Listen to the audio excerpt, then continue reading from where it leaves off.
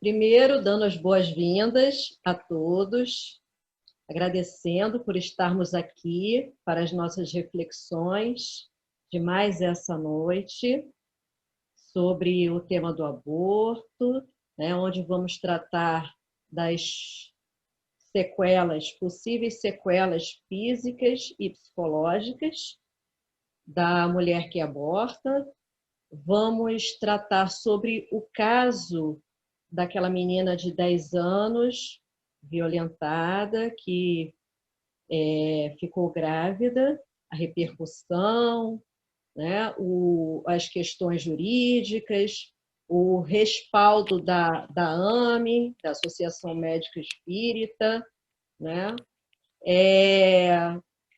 Então, nós temos como facilitadores desse estudo, da noite de hoje, o Júlio, o nosso Júlio, né, da nossa casa, e temos o nosso convidado especial, Dr. Luiz Antônio, e vamos iniciar com a nossa prece, elevando os nossos pensamentos, agradecendo a Deus, a espiritualidade amiga, por estarmos mais essa noite reunidos para mais uma noite de aprendizado, de confraternização, que as nossas reflexões dessa noite possam emanar vibrações positivas, salutares, para essas mãezinhas que estão propensas a cometer o aborto, como também para esses espíritos que sofreram o aborto, que todos possam, envolvidos nessas vibrações de amor, perceber que tudo passa, perceber que tudo é para o nosso aprendizado, que estamos aqui todos em construção, que o perdão é sempre o melhor caminho para todos nós. Que possamos, Senhor, estar envolvidos nessas emanações de amor. Que possamos trocar as nossas experiências, envolvidos com coerência nessa doutrina que nós abraçamos. E assim, pedimos que essas emanações possam também conduzir as palavras do Júlio Filho e do Dr. Luiz Antônio. Muito obrigada, que assim seja, graças a Deus. Então, vamos iniciar com o vídeo. Agora, já que vai ser a música, não é isso? Isso. E depois o vídeo.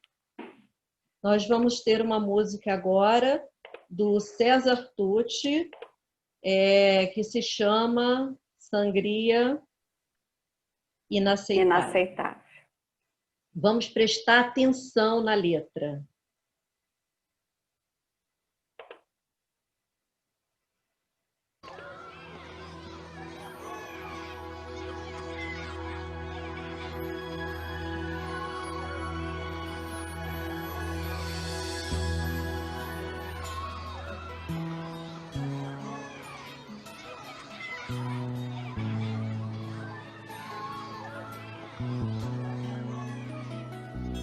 Onde andará o bom senso desta gente que aprova assim uns certos hábitos brutais e vê no extermínio de uma vida humana mais uma destas coisas naturais?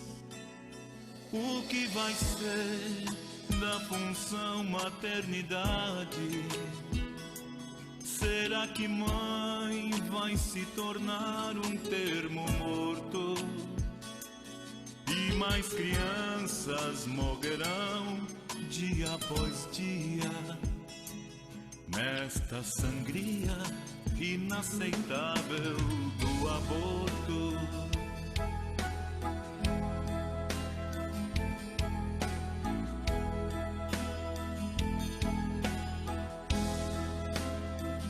Por quanto tempo vamos desprezar ainda coisas que já sabemos ser realidade?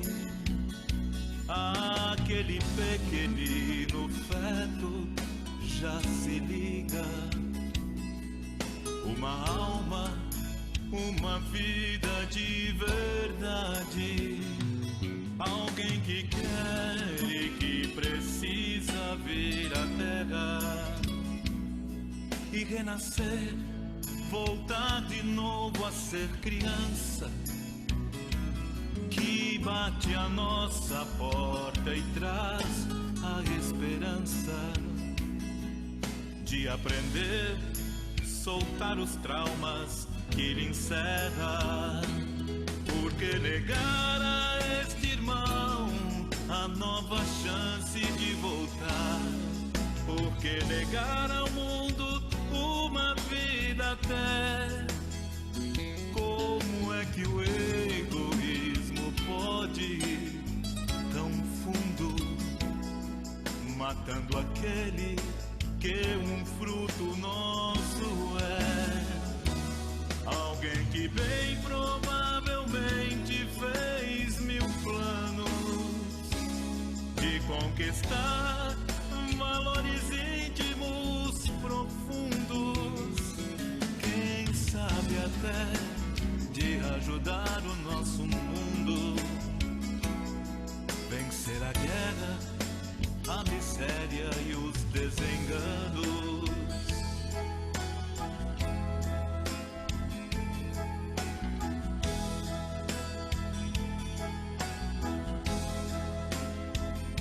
Pai, eu não posso acreditar que em nossa era exista alguém que despedace um filho seu, tamanho mal, e enterre a sua vida, o seu destino, num matadouro disfarçado de hospital.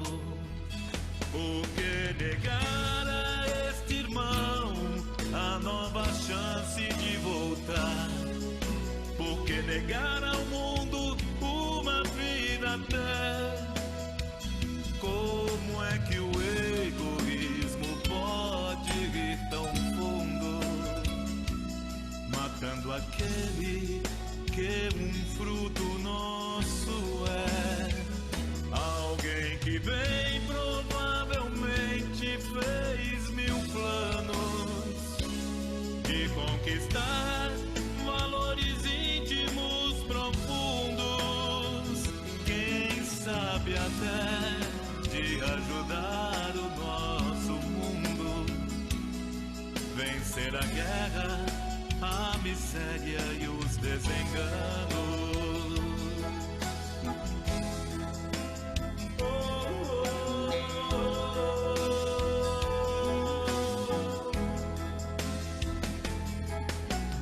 Onde andará o bom senso dessa gente?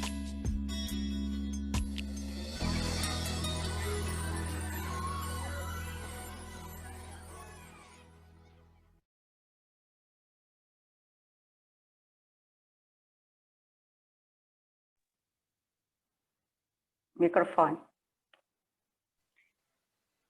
Eu disse, aonde andará o bom senso? Bom, nós vamos iniciar agora com um vídeo, né, falando a respeito do caso da menina do Espírito Santo, de 10 anos, onde o Júlio Filho vai falar conosco a respeito das questões jurídicas, tanto desse caso como do aborto, como um todo. Com a palavra, Júlio. Vamos assistir o vídeo, então. Ah, eu vi o vídeo. Espera só um pouquinho. O Enem está de volta com informações agora sobre o caso da menina de 10 anos que engravidou depois de ser estuprada pelo tio. A criança é do Espírito Santo, mas foi trazida para o Recife. O procedimento foi realizado na maternidade Cisã. E quem traz as informações ao vivo é Luna Markman. Luna, boa tarde para você. Oi, Márcio. Boa tarde para você, boa tarde para todo mundo. O procedimento acabou por volta das 11 horas da manhã aqui na maternidade do Cisã. E de acordo com a direção, a menina passa bem. Vamos relembrar o caso? Essa criança de 10 anos descobriu que estava grávida no último dia 7 de agosto, depois que sentiu dores abdominais. E ela contou que desde os 6 anos de idade estava sendo abusada pelo tio, um homem de 33 anos. No sábado, uma equipe médica do Hospital das Clínicas do Espírito Santo se recusou a fazer o procedimento, alegando a avançada idade gestacional, 22 semanas. Mesmo o Tribunal de Justiça do Espírito Santo tendo autorizado judicialmente esse aborto, atendendo um pedido do Ministério Público do Espírito Santo. Por quê? É um caso em que a gestante corre risco de vida e a gravidez foi fruto de um abuso sexual.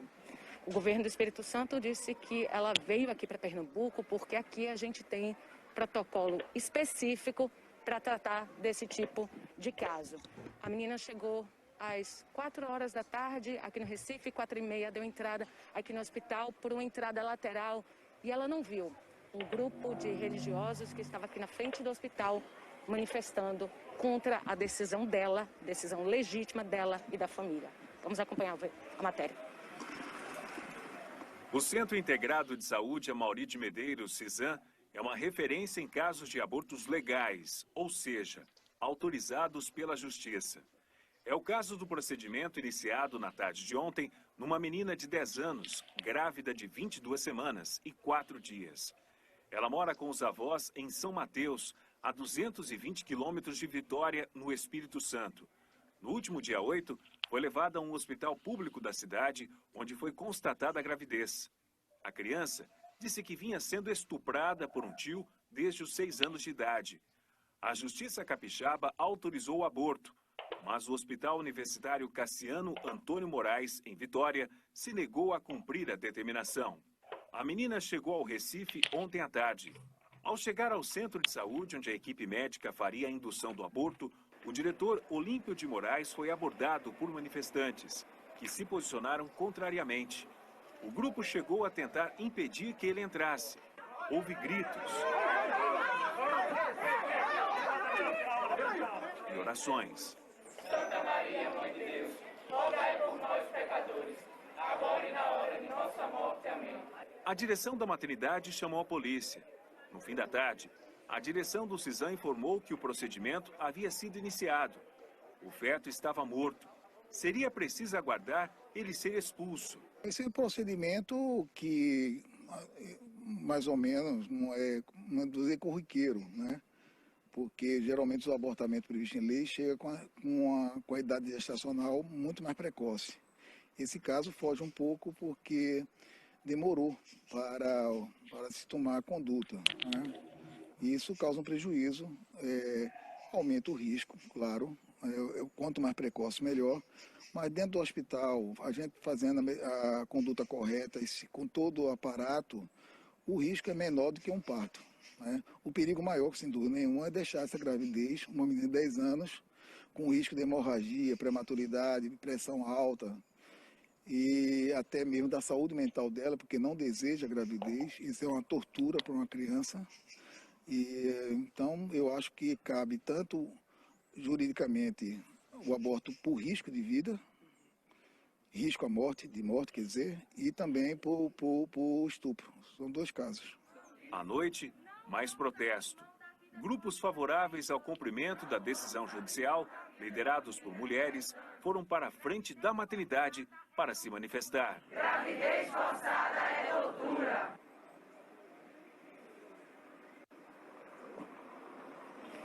Bem, eu conversei agora há pouco com o doutor Olímpio e ele explicou com mais detalhe como é que foi esse procedimento. Então, ontem a criança recebeu um medicamento que induziu a parada cardíaca do feto. Esse era o procedimento mais seguro para ela, porque é uma criança de 10 anos que não tem estrutura biológica e desenvolveu diabetes gestacional. Vamos acompanhar então essa entrevista que a aluna fez ainda há pouco com o diretor do hospital, Dr. Olímpio. Você acompanha agora a entrevista. Existe alguma sequela? Não, quando não há nenhuma complicação, que é o mais frequente, nenhuma sequela. A sequela maior que fica, que toda a sociedade tem que pensar, é de recuperar a vida dessa criança. Não é? O trauma psicológico, o sofrimento mental dela é muito grave.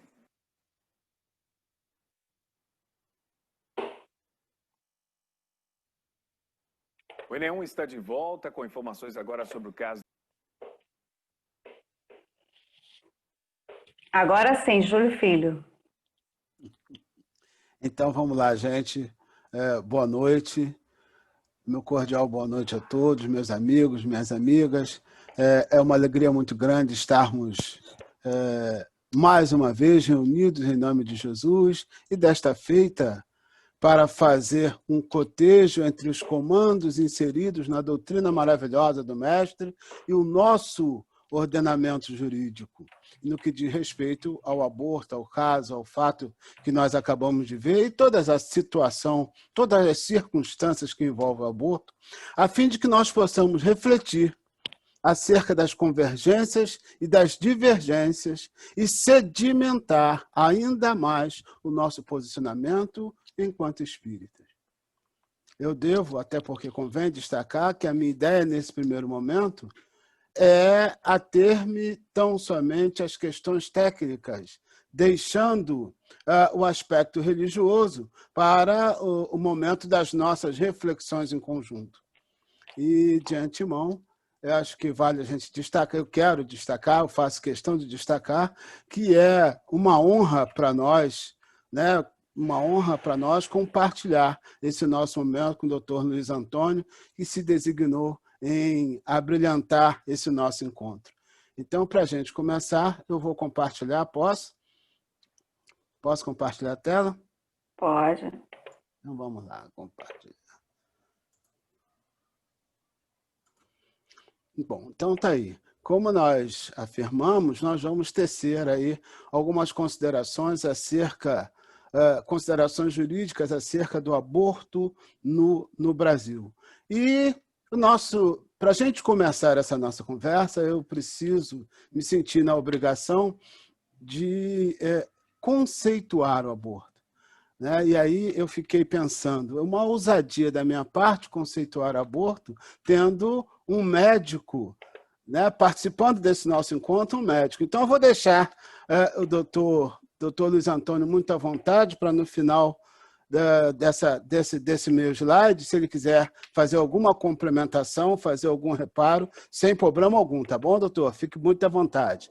Então, veja, nós trouxemos lá um conceito que nós trazemos aí de algibeira desde a graduação das aulas de medicina legal, e eu me lembro que naquela ocasião o nosso professor dizia para nós que o aborto é a morte do concepto. E ele fazia uma pausa para complementar que em qualquer fase da gestação, com ou sem expulsão do produto da concepção.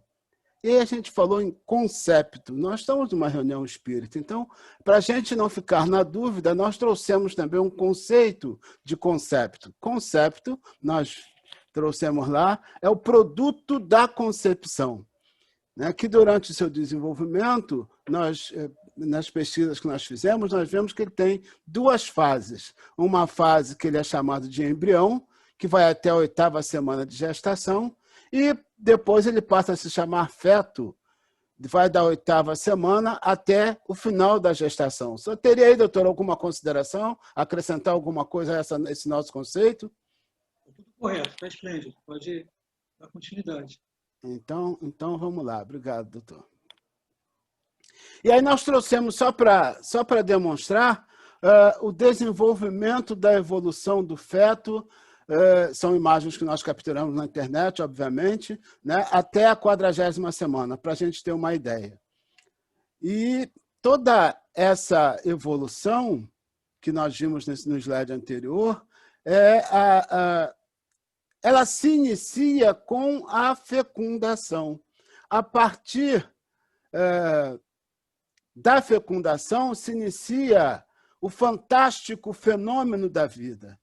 Dá-se a concepção e a movimentação espontânea continua impulsionando o processo de estruturação do novo indivíduo. Como nos dizia o Dr. Jorge André dos Santos, a vida é estrutura e estruturação. E nós trouxemos essas questões preliminares para demonstrar que a vida, né, ou a existência do novo indivíduo começa com a concepção, neste momento, na concepção. E daí, qualquer ação deliberada que interfira em prejuízo desse fluir espontâneo e incessante estará na contramão da própria vida. Estamos todos de acordo até aqui? Se nós estamos de acordo, nós vamos então passar a tratar daquilo que nós nos propomos. Vamos lá. Vejam, nós sabemos que o século XIX foi um século de grande importância para nós brasileiros no que diz respeito ao nosso desenvolvimento político e social. Fomos de colônia a Reino Unido de Portugal, com status de metrópole. Pois com a vinda da família real para cá, a colônia passou a ter esse status de metrópole. Como Portugal era e é, né, uma nação essencialmente católica, as práticas abortivas eram veementemente condenadas naquele país. Tudo isso influenciou pesadamente na legislação brasileira. E tanto isso é verdade que, no retorno da família real para Portugal, na nossa primeira Constituição, que foi chamada a Constituição Política do Império do Brasil, conhecida como Constituição do Império de 1824, essa Constituição já considerou a interrupção voluntária da gravidez crime. E, desde então, o aborto vem figurando no nosso ordenamento jurídico como uma prática proibida. E na ordem constitucional vigente, lá no artigo 5º da Constituição, esse artigo 5º ele foi um marco para o direito brasileiro. E por que a gente está dizendo que ele foi um marco para o direito brasileiro? Porque lá no artigo 5º ele já começa tratando de direitos e garantias fundamentais, ou seja, aquilo que é básico para o indivíduo. Significa dizer que o interesse do indivíduo está em primeiro lugar. São prerrogativas que ele goza, principalmente em face do próprio Estado. E aí, o legislador constitucional, logo após tratar dessas garantias fundamentais, desses direitos basilares do indivíduo, ele traz no capítulo 1, direitos e deveres individuais e coletivos. E depois que ele fala desses direitos e deveres individuais e coletivos, ele vem com o artigo 5º, onde já inicia o artigo 5º, trazendo o princípio da isonomia. Todos são iguais perante a lei, sem distinção de qualquer natureza, garantindo-se aos brasileiros e estrangeiros residentes no país, e aí veja, a inviolabilidade do direito à vida. A inviolabilidade do direito à vida.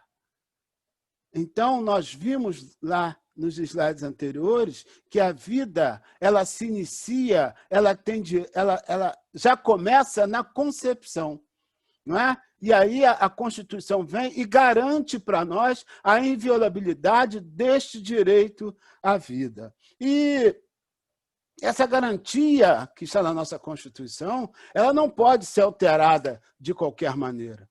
a própria Constituição ela diz para nós em que circunstâncias ela pode ser modificada, né? Então, lá no artigo 60, trata da emenda à Constituição, né? E ela fala de quem pode propor e como essa emenda acontece. E no nosso caso, ela diz o seguinte, olha, não será, lá no parágrafo 4º, não será objeto de deliberação a proposta de emenda tendente a abolir, lá no inciso 4º, os direitos e garantias individuais. Então, não será sequer objeto de deliberação a proposta de emenda tendente a abolir. E o que é isso? Isso é o que muita gente fala, né? Mas as pessoas não sabem bem o que é. Isso são as cláusulas pétreas, são aquelas garantias constitucionais que não pode sequer ser objeto de deliberação. Essa proposta para abolir ou para modificar. Então, só uma outra Constituição poderia modificar essas cláusulas pétreas, os direitos e garantias individuais. Onde é que estão os direitos e garantias individuais? Está lá em cima, né? Aí no capítulo 1º. E dentre os direitos e garantias individuais, nós temos a inviolabilidade do direito à vida. Então, é uma garantia constitucional. A Constituição nos assegura esse direito à vida. Lá na parte que ela trata das garantias fundamentais do indivíduo. Logo, a interrupção voluntária da gravidez fere essa garantia constitucional que nós estamos nos referindo, né? Da inviolabilidade do direito à vida. Consequentemente, abala o princípio constitucional da dignidade humana. E isso é muito interessante para todos nós. E lá no Código Civil, né, que é uma norma infraconstitucional, nós também vamos ter lá no artigo 2º, quando fala da personalidade civil, quem são as pessoas naturais? As pessoas naturais somos nós, os seres humanos, né? Em contraponto aí, as pessoas jurídicas, né? Então, pessoas naturais somos nós, dotados de capacidade, dotados de direitos e com direitos e deveres. E lá no Código Civil, no artigo 2º, ele traz para nós assim, olha, a personalidade civil da pessoa começa do nascimento com vida. Mas a lei põe a salvo, desde a concepção, os direitos do nascituro. Então, veja, a lei põe a salvo, desde a concepção, lá atrás, os direitos do nascituro. E aí, uma outra norma constitucional, que nós vamos trazer aqui agora, ela vai dizer para nós, o Código Penal Brasileiro, ela vai dizer para nós que a interrupção da gravidez, o aborto, é crime. Então, lá no Código Penal vai ter lá o aborto provocado pela gestante ou com o seu consentimento, crime. Aborto provocado por terceiro, também crime, com ou sem consentimento. E essa pena pode chegar até 20 anos de prisão, no caso em que os meios empregados para provocar esse aborto leve à morte da mulher.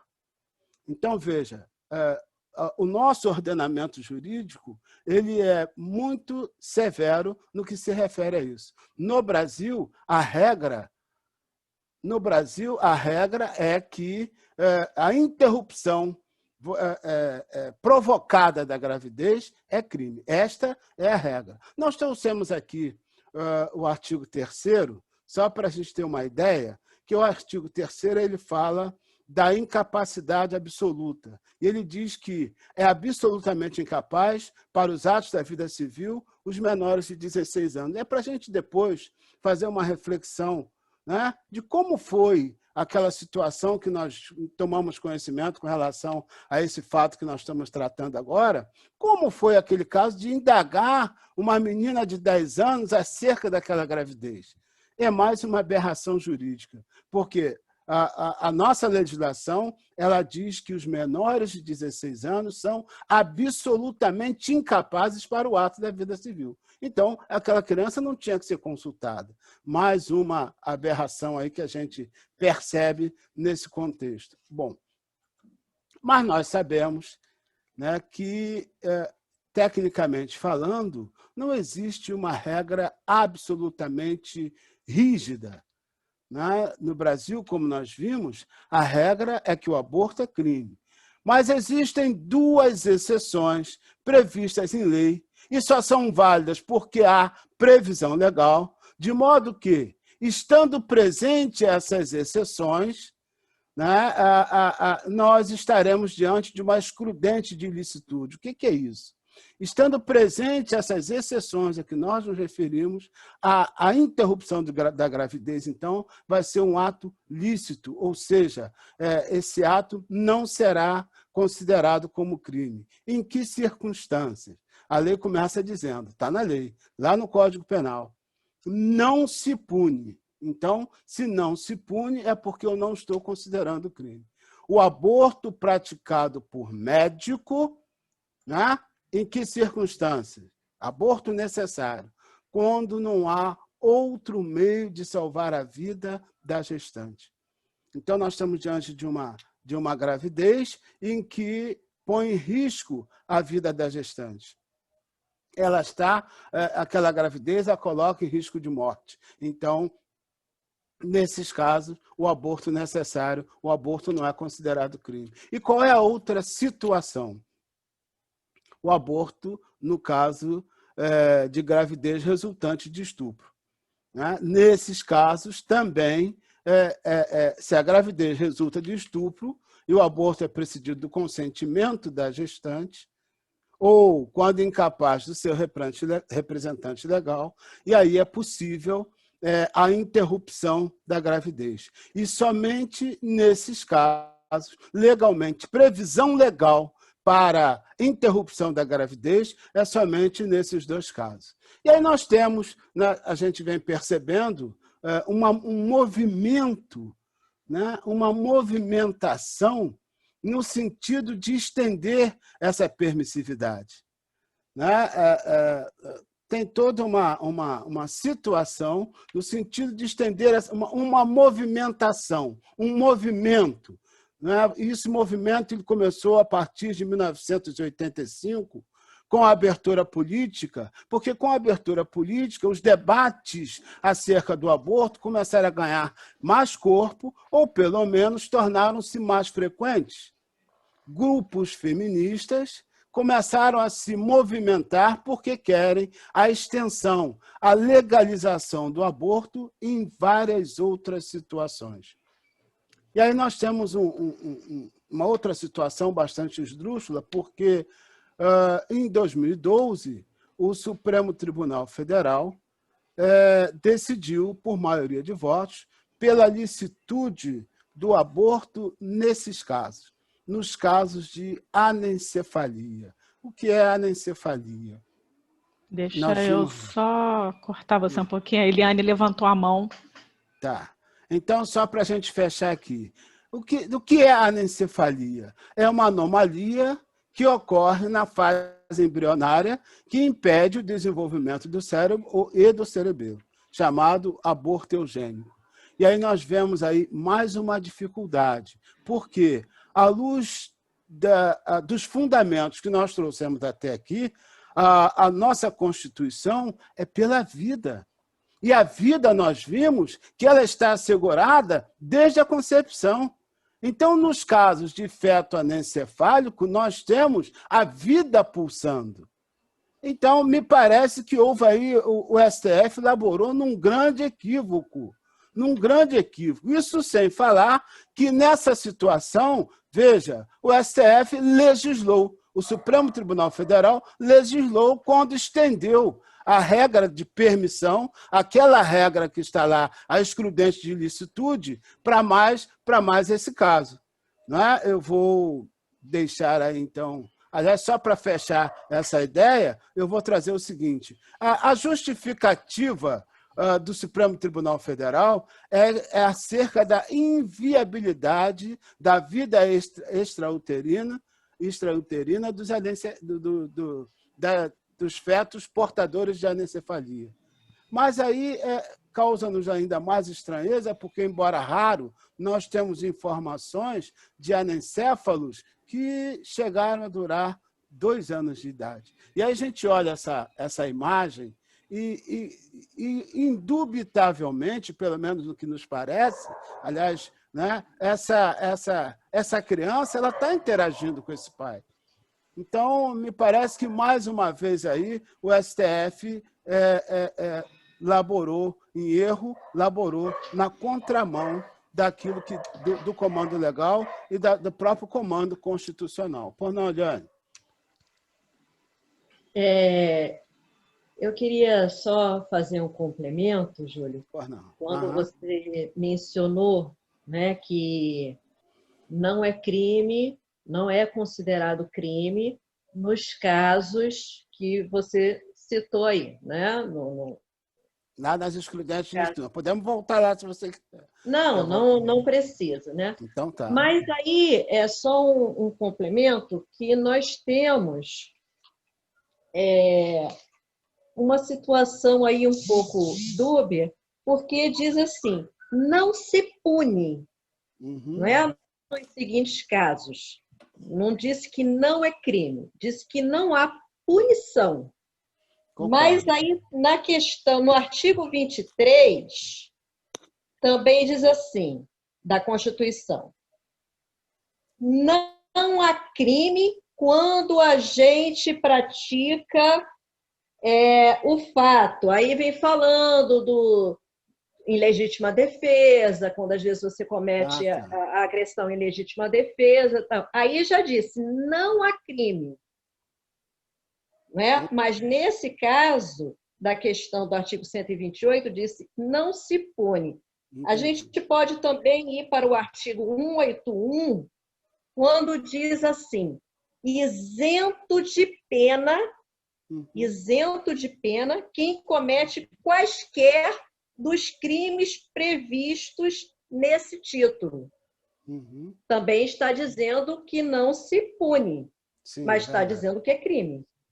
Né? Aí diz que aqueles crimes concedidos, né, cônjuge, a excedente, por ascendente... São os crimes contra o patrimônio, em que existe aí que a lei não pune se for praticado por descendente, contra descendente. Então, diz que não há crime. Essa questão que você trouxe para nós, Eliane, eu te agradeço por trazê-la, ela é bastante interessante porque é uma questão técnica que houve durante um tempo um embate muito grande. Né? Se o artigo 128 do Código Penal seria uma escusa absolutória, o que é isso? Embora o fato fosse crime, a lei não puniria.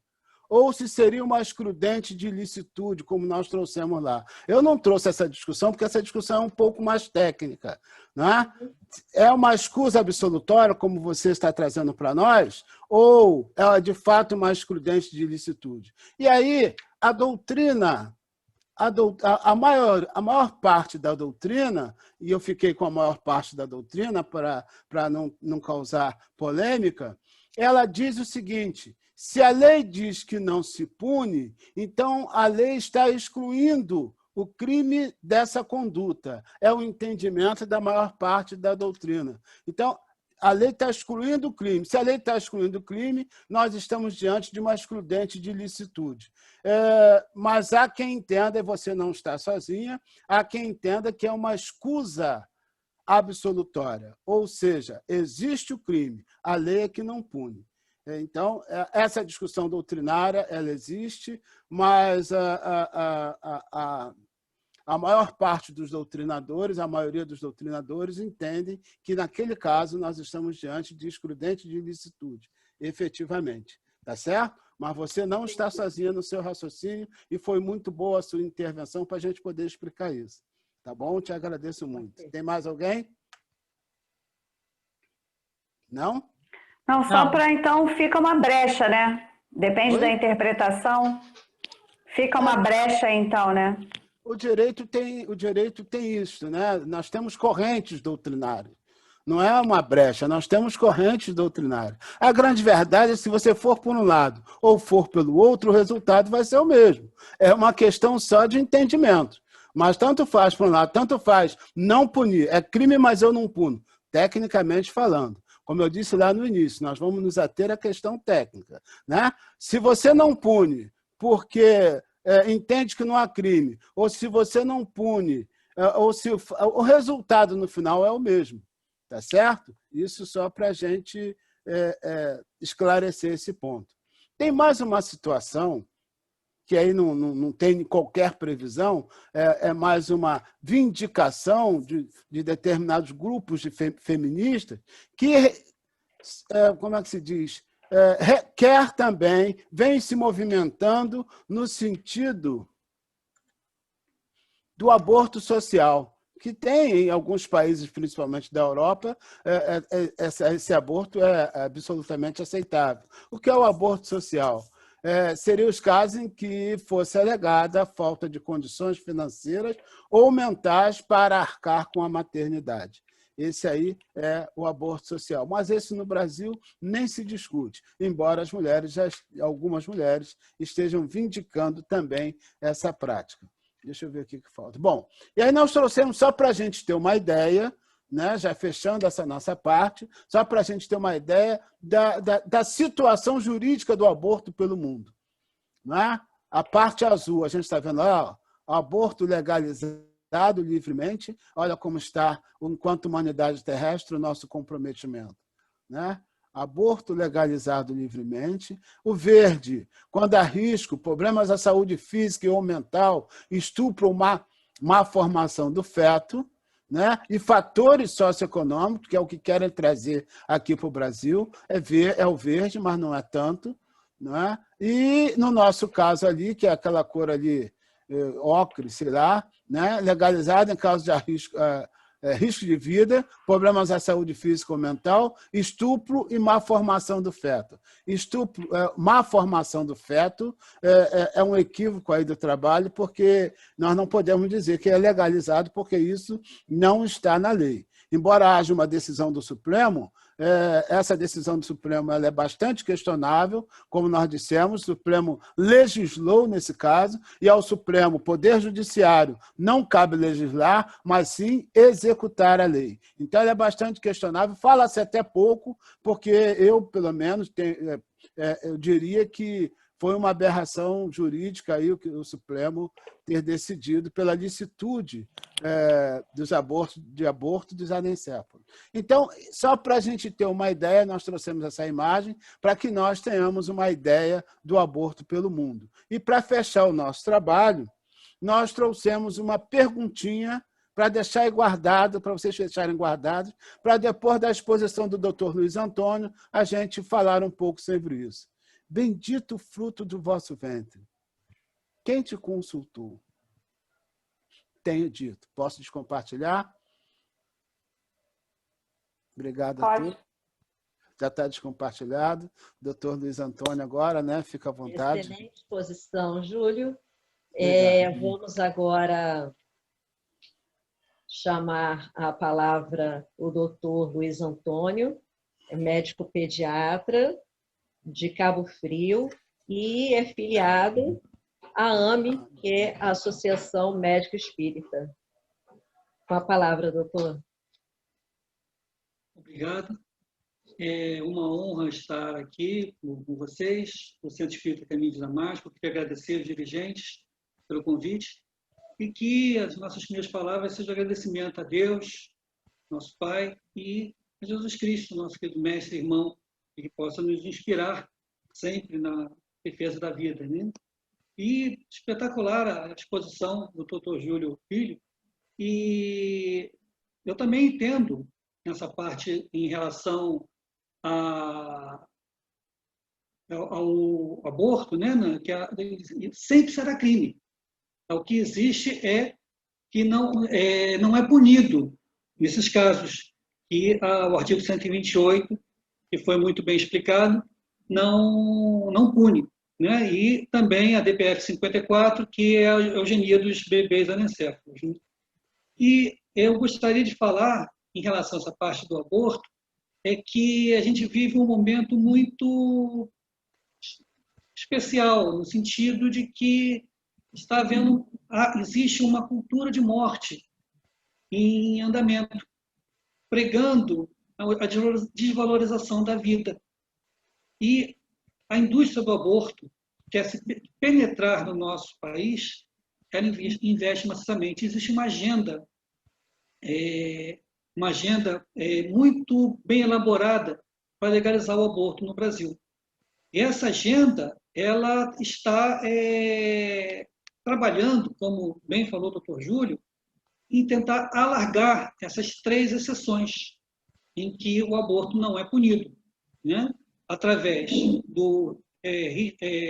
no artigo 128, quando não há outra maneira para salvar a vida da gestante, eles querem transformar isso quando prejudica a saúde da gestante. Olha, qualquer gravidez é um risco à saúde. Uma coisa é o risco à vida, sem outro tratamento. Outra coisa é o risco à saúde, como eles querem mudar também esse texto.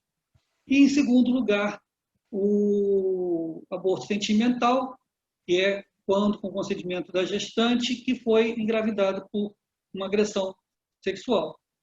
Em terceiro lugar, a DPF 54, como foi bem explicado, os casos onde o aborto é eugênico dos bebês anencéfalos.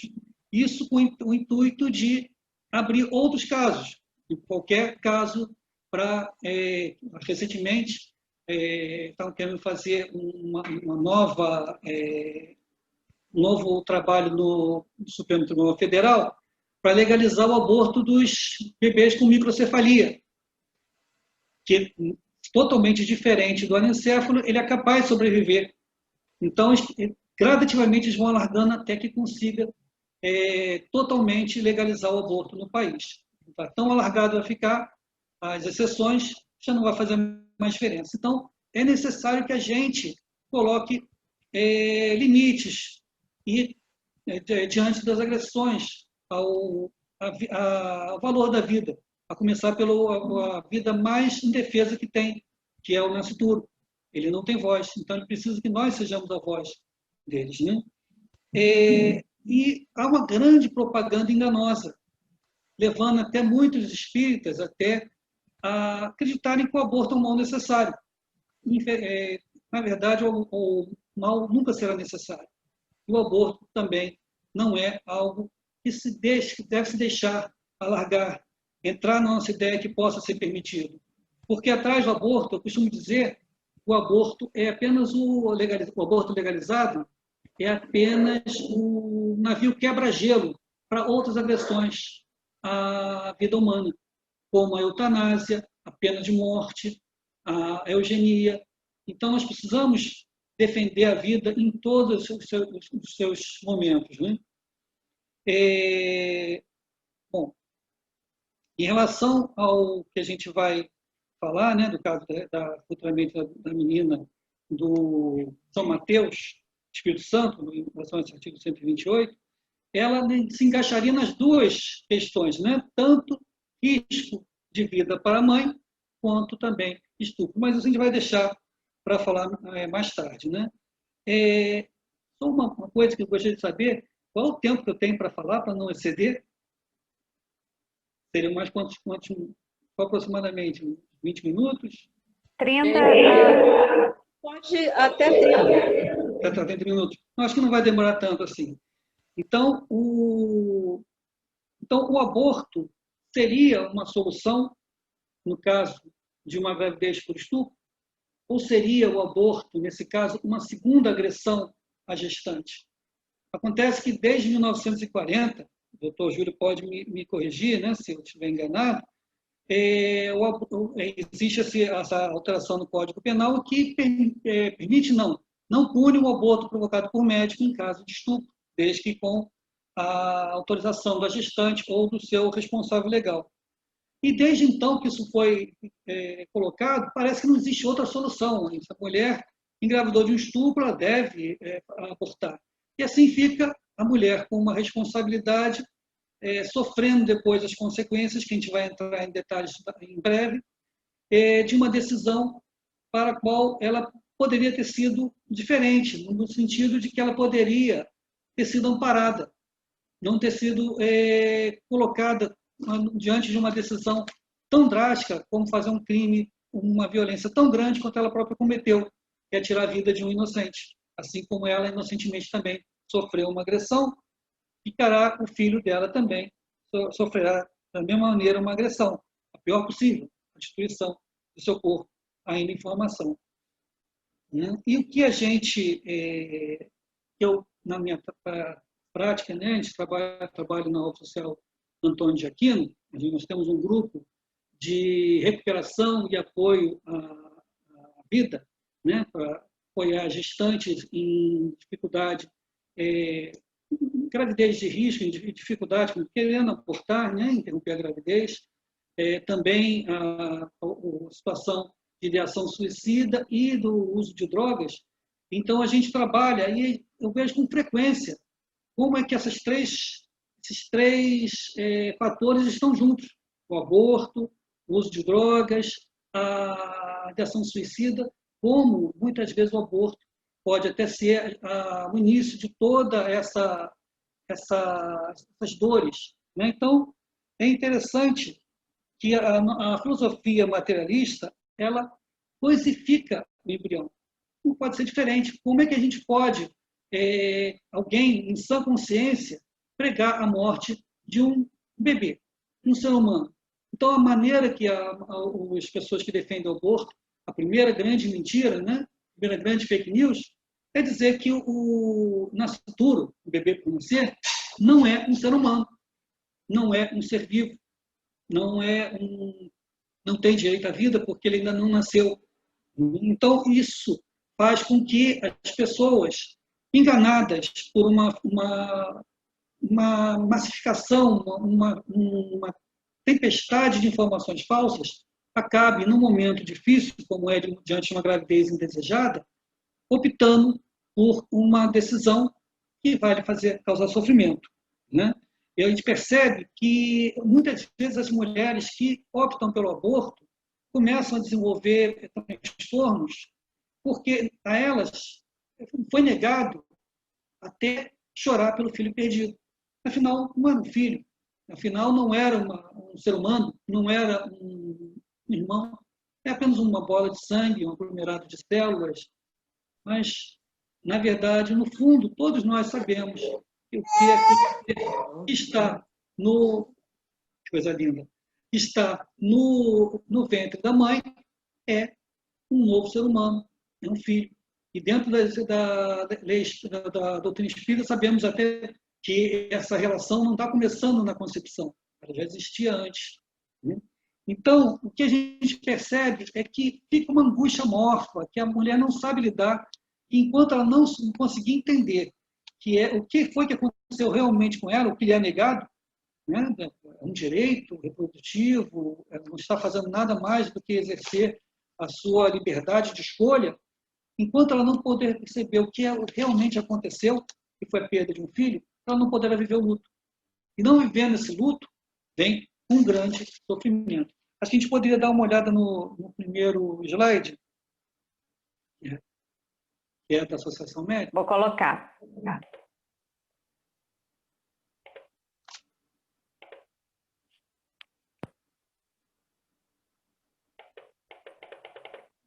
Aqui diz que estudos comparativos de mulheres que sofreram abortos espontâneos e mulheres que sofreram abortos provocados indicam maiores índices de importantes transtornos mentais ao longo do tempo, no último grupo. Em uma das pesquisas realizadas em um hospital universitário da cidade de São Paulo e publicada na revista da Associação Médica Brasileira no ano de 2009, por grupo vinculado à Faculdade de Medicina da Universidade de São Paulo, analisou-se índice de transtornos ansiosos e depressivos. Pesquisou-se em um grupo de 100 mulheres, metade para cada um dos grupos já indicados, percebendo-se através da utilização da escala do hospital HAD, Hospital Anxiety and Depression, médias significativas maiores de ansiedade e depressão nas mulheres submetidas ao aborto provocado. Mulheres que sofreram aborto espontâneo apresentaram índice na escala HAD de 8,7 para a ansiedade e 6,1 para a depressão. Já no grupo de abortamentos provocados, esses índices corresponderam a 11 para a ansiedade e 8,3 para a depressão. Já uma pesquisa multicêntrica conduzida pelo Dr. Gregory Pike, do Adelaide Center of Bioethics of Future, e é encomendado pela Sociedade para a Proteção da Criança do Reino Unido, em 2017, revelou um aumento de 30% nos quadros de depressão e de 25% nos quadros de ansiedade após o abortamento provocado, quando comparado com a população em geral. O estudo também indicou que esse grupo de mulheres tem 6 vezes mais chances de cometer suicídio ao longo da vida. Diversos outros estudos ratificam o aumento da prevalência de transtornos mentais em mulheres submetidas ao abortamento provocado. Daí, um dos argumentos ditos favoráveis para a defesa do aborto como uma prática e a objetivar o cuidado com a saúde mental das mulheres que seguem por tal caminho não se sustenta. Cuidar é entender a necessidade de todo que envolve, no caso específico, o espírito reencarnante e a mulher que assume no compromisso da maternidade. Ambos devem ter cuidados e é por ambos que deve prevalecer o bom senso iluminado, sempre pela razão e emoção, na busca do equilíbrio perfeito. Isso faz parte na declaração da AME. Pode fechar o slide por enquanto? Obrigado. Bom, antes da gente entrar mais na parte de como o aborto afeta a saúde das mulheres, é interessante saber como o aborto ele é feito, né? Existem, aqui no Brasil, o desejo dos que querem legalizar o aborto, inicialmente é até 12 semanas, mas não vai parar com 12 semanas. Não parou nos outros países. Tá? Nos Estados Unidos agora, estão dentro agora do debate entre os democratas e os republicanos, estão discutindo o aborto no 3º trimestre, em casos específicos, e se deve ou não socorrer o bebê que, durante um aborto provocado, sobrevive. O aborto não foi bem realizado. Então, a gente vê que não para. Aí, como eu falei, o aborto até 12 semanas é apenas o navio quebra-gelo para abrir porta para outras agressões à vida humana. Né? Então, como é feito o aborto? Tá? O aborto pode ser feito por dilatação e aspiração. Como seria isso? O útero da mulher, nos primeiros meses da gravidez, ele é fechado, ele tem uma área por onde passará o bebê quando ele nascer, chamado colo uterino. Então, o que se faz? Ele primeiro se abre o colo através de introdução de pinças, que vão alargando progressivamente, e depois se é introduzido uma sonda que vai aspirar o líquido de dentro, vai estourar a bolsa amniótica, onde o embrião ou o feto está presente, vai abrir essa bolsa e vai aspirar. E a pressão é tão forte que vai aspirar também as partes fetais, como as pernas, o intestino, os braços, o tórax, menos a cabeça, porque a cabeça ainda é muito dura, assim, quando a gravidez está um pouquinho mais avançada no 1º trimestre. Nesse caso, depois eles têm que enfiar uma pinça, pegar capturar a cabeça do feto, esmagá-la e puxar, depois retirada com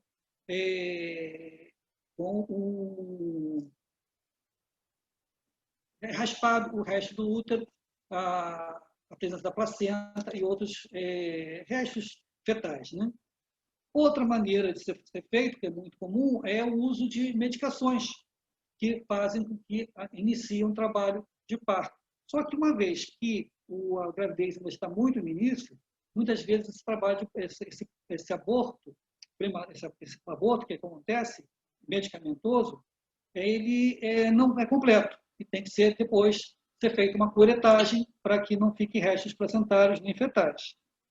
Outra maneira seria a microcesárea, uma cesariana como uma outra, né?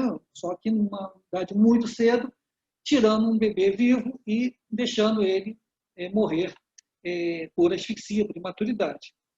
E nos países onde o aborto é permitido, e no 2º e no 3º trimestre, já se faz de outras maneiras, né? Uma das maneiras é o envenenamento salino, que é colocado uma solução hipersalina, muito salgada, de sais diferentes, que provoca queimaduras no bebê, tanto internas quanto externas. E por osmolaridade, ou seja, é uma solução salina, ela puxa a água para dentro do líquido amniótico, fazendo com que ele estoure e o bebê assim é expulso através de um trabalho de parto prematuro. O problema desse método é porque ele não é muito eficaz. Muitas vezes o bebê nasce vivo. Então, muitas pessoas não aceitam esse método, por quê? Nos Estados Unidos, por exemplo, onde isso já foi utilizado, uma vez que nasceu, o bebê passa a ter direitos. Nos Estados Unidos, o nascituro não tem direito algum. Mas, uma vez nascido, ele precisa ser socorrido. Então, essa é a discussão atual. Se deve se socorrer o fruto de um bebê vivo de um aborto provocado. Existem vários casos de mulheres, de pessoas que nasceram dessa maneira, foram socorridos e hoje são sobreviventes do aborto, né?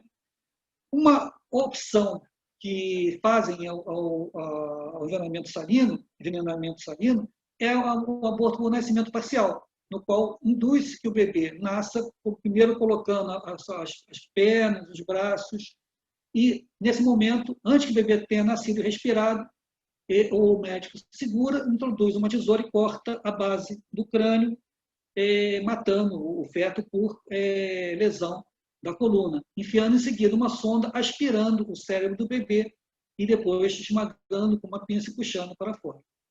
Eu peço perdão por falar, descrever essas maneiras tão duras e sórdidas de tirar a vida de um nascituro. Eu ainda não falei a última, mas é necessário porque, como uma pessoa que passa por isso, uma gestante que passa por isso, poderá ficar se sentindo inteira, bem consigo mesma, depois de uma situação dessa. Tá? É natural. Muitas vezes as pessoas só vão descobrir o que está sendo feito quando já não tem mais como voltar atrás. Né? Então, é aquela história, perdoai os pais, elas não sabem o que fazem. Muitas vezes o que acontece é isso, não lhe é explicado, não é explicado o que está acontecendo. E depois que percebe ou vai entender, existe muito sofrimento. Isso, inclusive, tendência a maior até o suicídio, como já foi dito. É muito interessante, se puderem assistir no YouTube, tem a história, um documentário chamado Blood Money, que fala sobre a indústria do aborto nos Estados Unidos, que fala sobre todos esses detalhes. E uma última que eu não falei ainda é a injeção letal no feto, que a gente vai, introdução ou de cloreto de potássio na artéria na veia do cordão umbilical, ou diretamente no coração, ou a digoxina. Mais tarde eu vou falar um pouco mais sobre isso. Tá?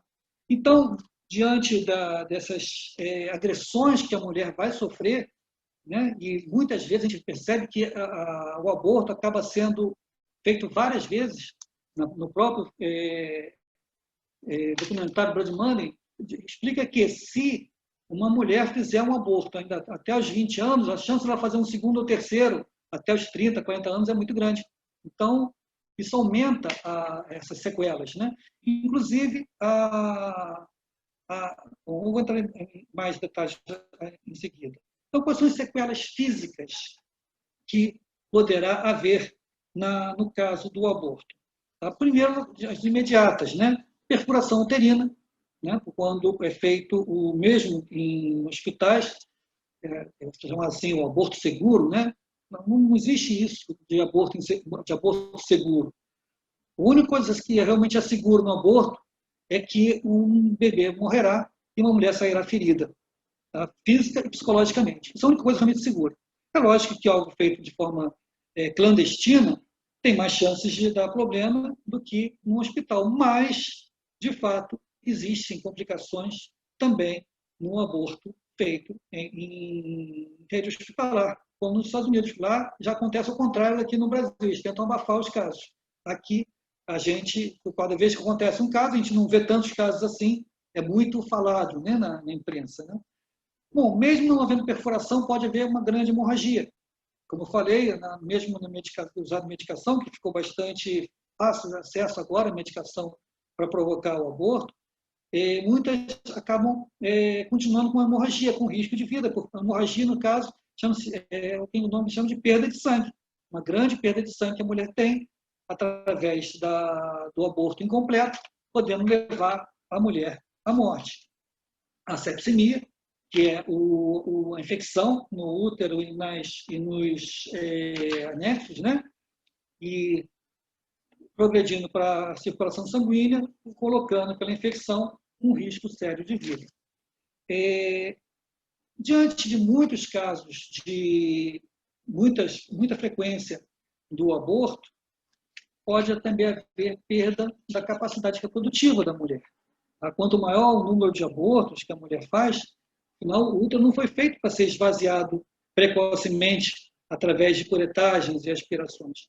Isso também, a dilatação do cólon acaba levando uma fraqueza, e é o colo uterino que segura o embrião, segura o feto.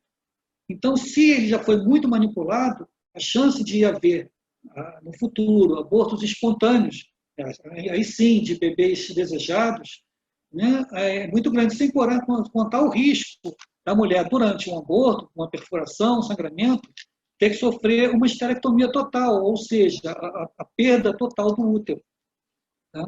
Então, o que se vê nesses casos fisicamente, se percebe que existe maior chance de esterilidade ou dificuldade para engravidar, ou, no caso também, a perda dos bebês desejados no futuro. Outras coisas que se percebem a médio e longo prazo é uma dificuldade que a mulher vai ter diante dos seus filhos que ela aceitou ter. Existe, às vezes, uma dificuldade de ligação afetiva, já bem documentada, é a síndrome pós-aborto. Né? Não só afetiva para com os filhos, como também para com os seus maridos. Existe maior índice de frigidez. Isso muito, muito comum ver, após um aborto, o término do relacionamento do casal, dado o trauma tão grande que fica.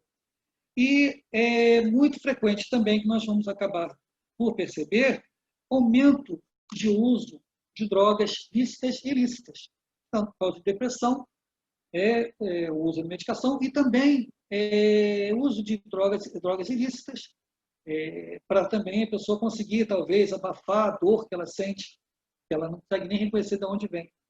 Aumento do uso de álcool. O alcoolismo também é verificado que aumenta nos casos de mulheres que cometeram aborto. Aumento de depressão e ansiedade, como foi dito, e até 6 vezes mais, como foi falado, o risco de tentativa de suicídio.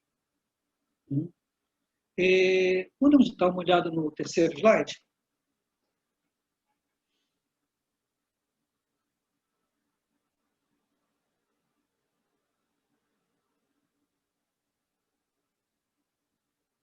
Bom, aqui a nossa, descrito pela nossa querida Marlene Nobre, né, que é a nossa eterna diretora da AME, por que o espírita é contra o aborto? Primeiro, porque está convencido de que a vida é um bem indisponível, outorgado por Deus. Sabe que a vida tem um planejamento superior. Todo espírito tem direito de passar pelo crisol das encarnações sucessivas.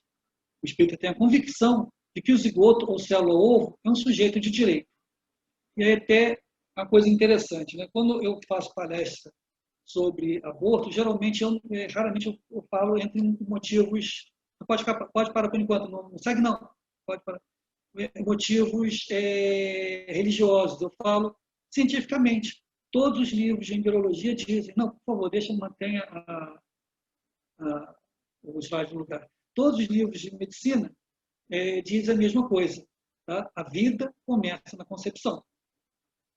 A vida começa no momento, a vida humana começa no momento que o espermatozoide fecunda o óvulo.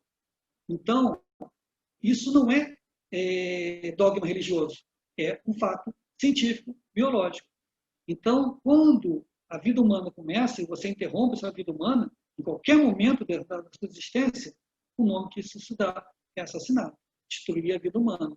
E não podemos aceitar que a morte de um ser humano possa ser considerada um direito. Então, temos que proteger a vida desde o seu início. Não por ser um dogma religioso, mas porque isso faz parte de nós seres humanos. Então, nesse quadro, tem convicção de que o zigoto, célula-ovo, é um sujeito de direito. Reconhece os direitos do embrião, deficiente ou não. Respeita no feto a grandeza do contínuo. Não elimina embriões ou fetos de gravidezes múltiplas, que é a chamada redução embrionária, quando é feito uma gestação, vários óvulos são implantados na mulher que faz inseminação artificial, ou, no caso de gravidez de 3 ou 4 bebês, se mata 2 ou 3 bebês para que a gravidez possa seguir com menos risco. Mas, de qualquer maneira, é um sacrifício de vidas que se formaram, não pediram para serem colocadas ali. Nem com a pílula do dia seguinte, nem em caso de malformação ou de estupro, nem em qualquer outra circunstância, a não ser em caso que necessite salvar a vida da mãe em um período imediato e isso resulte na morte fetal. Nesse caso, não há dolo. A intenção de matar somente de assegurar o direito de precedência da mãe à vida. A doutrina espírita abomina a violência. O aborto é sempre um crime e não se elimina um crime por decreto. Defende, portanto, também, a doutrina espírita também abomina o estupro e qualquer forma de assassinato. Defende um amplo planejamento familiar, mas isso dentro de formas que não causam sequelas nem para a gestante, nem para o espírito que está encarnando naquele momento. Podemos seguir? Bom, aqui, acho que ficou um pouquinho clarinho, está falando sobre a violência sexual infantil.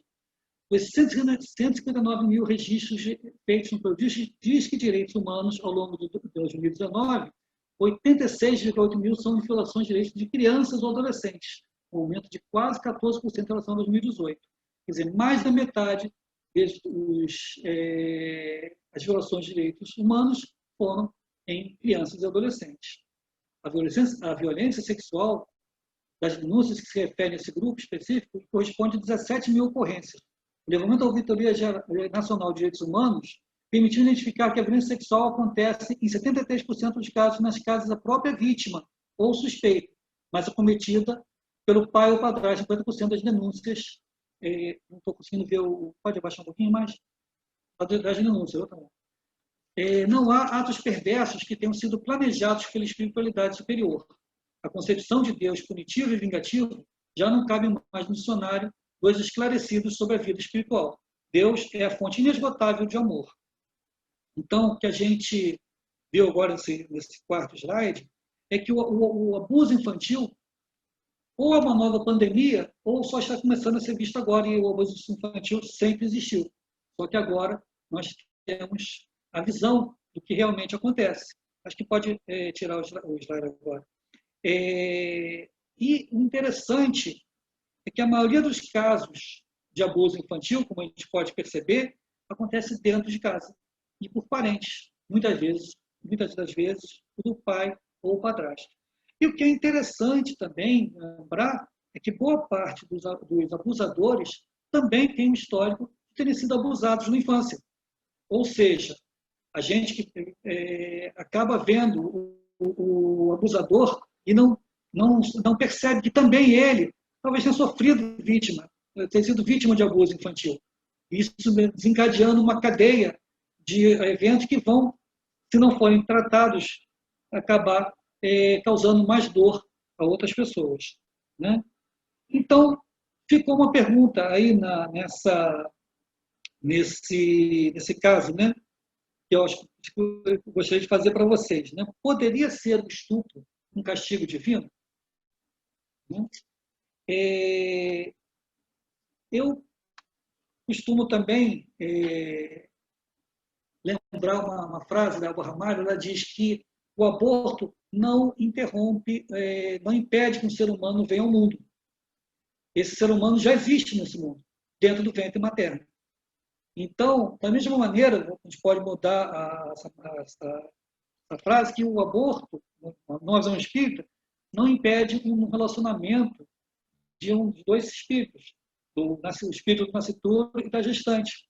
Ele apenas agrava. Aquele relacionamento já existia antes. E ele vai ser agravado porque uma reencarnação, que provavelmente seria para dar início a uma nova história de amor, de ajuda, ou até de reconciliação, é interrompida de uma maneira trágica, causando naqueles que estão envolvidos, às vezes, desavenças que vão durar várias vidas, né? Então, é o que a gente pensa. Esse é o estupro de levando uma geração de uma vida. Será que Deus estava distraído? Ele não percebeu e houve uma gravidez acidental? Eu sempre costumo pensar na gestação gerada por estupro como a pérola de uma ostra.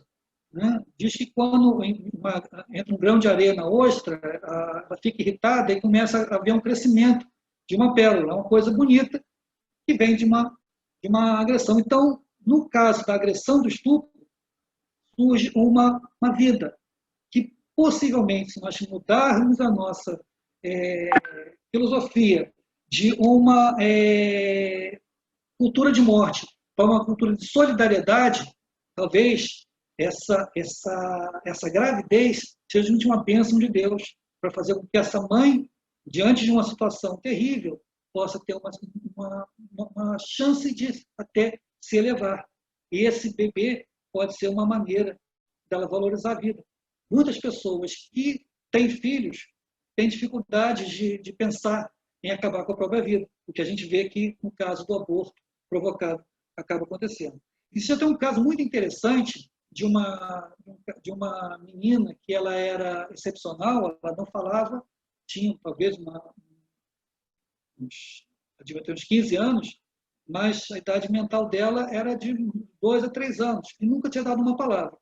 E os pais tiveram que sair, havia uma obra do lado da casa, e, inexplicavelmente, a gente pode imaginar o que aconteceu, a menina começou a ter um aumento do volume do abdômen, da barriga, e descobriu-se que ela estava grávida.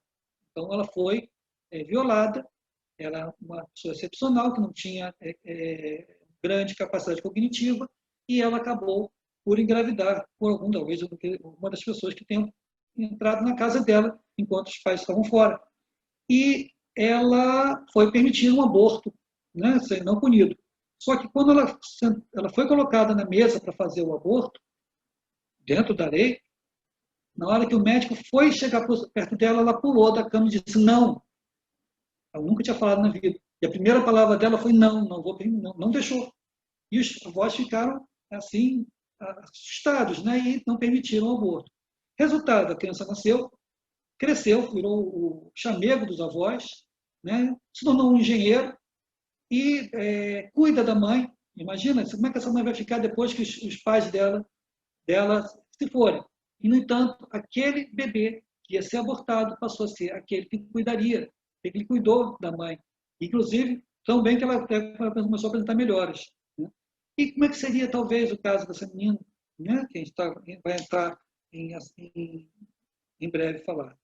E também, infelizmente, sabemos que o aborto não eliminou aquele espírito, só apenas causou dor.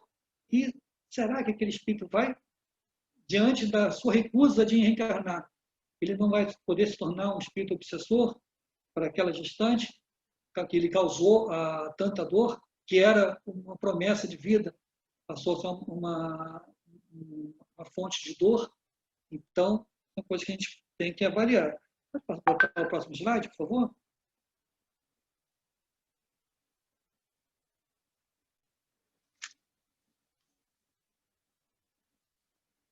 Então, seguindo. mesmo que considerássemos que a vítima de hoje tenha cometido graves erros na área sexual em outra vida, jamais o estupro seria condição compulsória de ressarcimento dessas dívidas espirituais. Um mal não justifica outro mal, e quem pratica estupro será responsável pelos atos de acordo com a legislação humana e os códigos divinos. Ou seja, ninguém vai encarnar na Terra para ser estuprado. Ninguém vai encarnar na Terra também para fazer um aborto. Ou ser assassinado, esses crimes que acontecem, elas são, na verdade, porque estamos encarnando num planeta de provas e expiações e diante de espíritos não tão evoluídos, e todos nós temos uma história de ter causado dores, e quando a gente acaba diante dessas agressões que vemos por estar encarnado no mundo de prova e expiação, estamos sujeitos a acontecer esse tipo de coisa, mas não é que nós temos nascido para que fôssemos estuprados, assassinados. São as condições que todos nós, nesse plano de prova e expiação, estamos. O estupro, assim, não obedece a nenhum planejamento espiritual.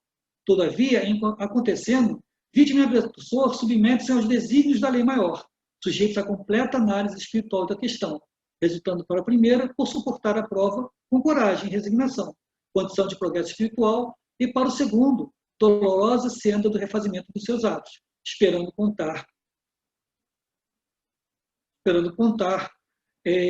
ainda com o perdão do primeiro, como forma de ajuda para superar as próprias deficiências. Pode seguir o segundo. O próximo. Doutor Luiz Antônio, só lembrando, faltam 5 minutos. 5 minutos, eu vou procurar um pouquinho mais rápido, tá? O ato do aborto, o abortamento perante as leis de vida, se constitui como um delito a ferir as consciências envolvidas. Aqui julga-se o ato como necessidade de aprender a diferenciar o bem do mal, como fruto da ignorância que ainda impera o homem no seu longo processo evolutivo. Entenda-se que se julga o ato e não quem o comete, pois, como é afirmado no Madre Teresa de Calcutá, quem julga as pessoas não tem tempo para amá-las. Nesse sentido, dilatar o olhar para os envolvidos no ato cometido é estender o cuidado essencialmente para o espírito que teve suas possibilidades de renascimento interrompidas e para o espírito que ocuparia a função de mãe, caso levasse sua gestão a termo. De maneira enganosa, acredita-se que a interrupção de uma dita gravidez não planejada, considerando-se os diversos motivos envolvidos, mesmo os mais hediondos, quando é consequente a situação do plano sexual, é preservar a integridade da mulher. Então, eu acho que a gente tem que haver empatia para com o nascituro e para com a gestante também. A gente tem que proteger as duas vidas. E é isso que a gente tem que visualizar nas nossas leis. Não leis homicidas e que transforme a vida de um em um bem disponível que pode ser destruído, né? Então, uma coisa que é muito importante, que muitas pessoas não sabem, que ninguém é obrigado a ficar com um filho que não pode. No caso de um estupro, que gera uma gravidez, a mulher pode fazer uma entrega legal. Existe, isso está na lei. A mulher pode entregar o seu filho para doação ainda dentro, né, enquanto ela está ainda gestante, né? A mulher que está ainda sob um trauma de um estupro, que gera uma gravidez, precisa de apoio psicológico, não mais um trauma, que seria o assassinato do seu filho em seu ventre. Então, temos que fazer uma mudança desse pensamento de décadas. O aborto não é a única solução para a gravidez por estupro. A gente pode ver o 7º slide. Eu acho que a gente pode até pular, acho que já foi falado o que foi. E agora eu acho que é missa interpretar o nascimento como um contínuo da vida eterna de um espírito que jornadeia em diferentes experiências da carne para darmos o devido valor à manutenção e proteção da vida embrionária. Retornar à carne é uma prova de justiça e benevolência da inteligência suprema que rege os seres e os multiversos materiais e imateriais. A vida terrena é um bem outorgado para o burilamento das consciências em débito consigo e com as leis naturais. Interromper essa possibilidade em qualquer período pós-concepção é negar a oportunidade bendita de recomeço para novas possibilidades de crescer. Transcendendo a materialidade, é possível vislumbrar que não há acaso ou injustiça. Geralmente o mal é o bem mal interpretado. Toda gestação, planejada ou não pelos genitores, desejada ou não pela alma, que transitoriamente carrega em seu ventre o corpo físico de um outro indivíduo, é fruto de um minucioso planejamento nas esferas espirituais, fruto de ato violento ou do mais sublime amor, a gravidez é a possibilidade de reencontros de almas afins ou conflituosas, sob a perfeita tutela da providência divina que nunca falha. Pode seu slide. Então, a gente pode tirar o slide por enquanto. A gente, agora, não sei se vai dar continuidade ao caso que foi citado, né? Da menina de São Mateus, de Espírito Santo, em que ela foi falado na reportagem, né?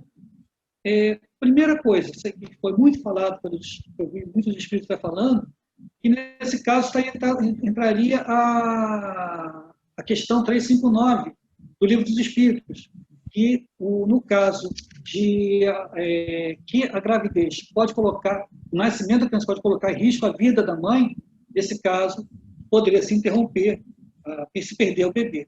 Acho que a primeira coisa que a gente deveria lembrar é que quando foi ditado pelos espíritos essa resposta, nós estamos em volta de 1860, em que não havia, como hoje, os recursos que nós temos. Né? Os partos eram feitos por parteiras, por médicos que muitas vezes no próprio local não tinham condições de fazer cesariana, nem existia essa técnica ainda. E muitas vezes os procedimentos que tinham que ser feitos naquela época levavam à morte do nascituro, mas não era essa a intenção. Como é que ficava a pessoa que estava, por caridade, ajudando aquela mãe a ter um filho e aquele parto não progredia e as suas manobras levavam à morte do bebê? Então, isso é uma maneira da gente perceber que não é bem assim. A gente, hoje em dia, com 30 anos de prática médica, eu nunca vi um caso, eu sei que existem, mas eu nunca vi um caso em que o único tratamento para evitar a morte da gestante seria o aborto. Talvez exceto a gestação, a gravidez tubária. E realmente, a gravidez tubária é quando o ectópico, é quando o bebê, ele, em vez de se implantar no útero, fica na trompa uterina. É impossível que o bebê consiga viver ali. Mas chega um momento que a trompa vai romper, a mulher vai morrer de hemorragia, e junto com ela vai o seu filho.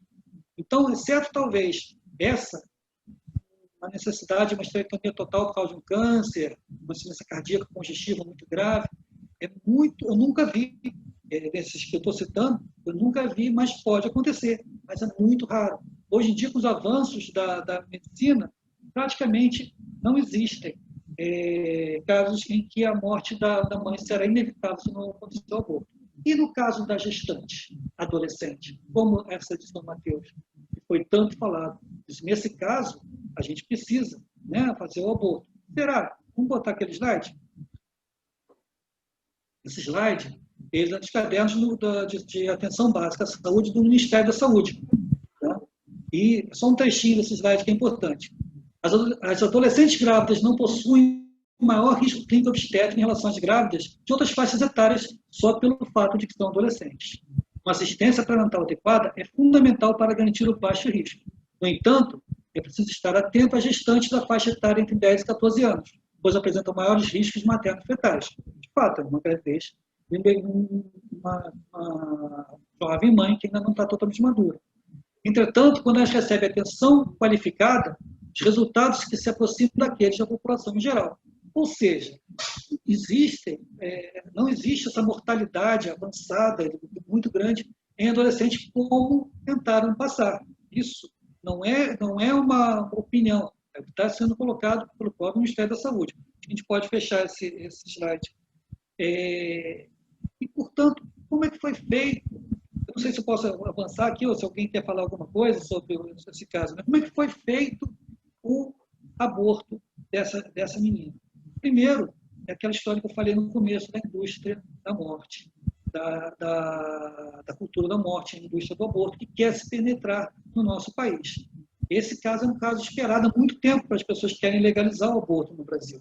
Então, foi levada essa menina para, quando o juiz recebeu a orientação de que essa menina de 10 anos estava grávida, foi mandado para um hospital e, nesse hospital, foi dito que ela já tinha passado o tempo para um aborto, que o bebê já estava com uma idade avançada e não seria, nesse caso, mais possível fazer o aborto. A gente pode, acho que, ver o próximo slide. Então, nesse local, foi recusado fazer o aborto muito adequadamente, muito eticamente pelos médicos. Tá? Vejamos aqui no manual de norma técnica da agressão sexual e agravos do Ministério da Saúde. Não há indicação, a página 81, não há indicação para a interrupção da gravidez após 22 semanas de idade gestacional. O bebê tinha 22 semanas e 4 dias. A mulher deve ser informada da impossibilidade de atender a solicitação do abortamento e aconselhada ao acompanhamento pré-natal especializado, facilitando seu acesso ao procedimento de adoção, se eu assim o desejar. Existe até um detalhe antes, falando o seguinte: embora o conceito de abortamento preconizado pela Organização Mundial de Saúde estabeleça o limite de 22 semanas para a idade gestacional, casos que ingressem para o atendimento entre 20 e 22 semanas devem ser rigorosamente avaliados, considerando a possibilidade de erro na estimativa da idade gestacional, ou seja, não acabar abortando o bebê de mais de 22 semanas. Portanto, recomendo se limitar o ingresso para o atendimento ao aborto previsto em lei, com 20 semanas de idade gestacional ou, quando disponível, com predição de peso fetal menor que 500 gramas. Esse bebê, essa menina, aliás, essa nascedora, que salvou a vida da mãe dela de continuar sendo abusada, e para isso recebeu a pena de morte sem direito a um advogado, sem direito a um julgamento.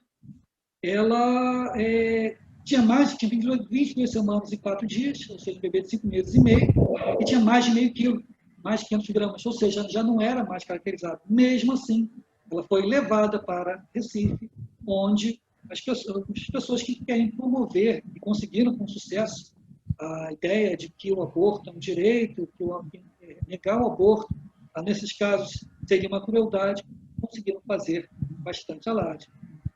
Acho que pode passar para o próximo slide. Como é que foi feito? Eu não sei se vocês sabem exatamente o que foi feito com esse caso. Vamos dizer que fosse risco de vida imediato para a mãe. Nesse caso, normal dizer, todos os médicos, diante até de uma gravidez desejada, em que há risco de vida para a gestante, interromperiam a gestação. Então, se ela está no hospital e precisa interromper a gestação por algum momento, por algum motivo, porque está a vida da gestante em risco iminente de morrer, deveria ser feita uma cesárea para tirar o concepto vivo, né, o bebê vivo, e, naturalmente, por ser talvez muito imaturo, existem bebês de 22 semanas e meia que, em condições adequadas, conseguiram sobreviver. Então, retirar o bebê imaturo do útero da mãe e tirar ela do risco de vida.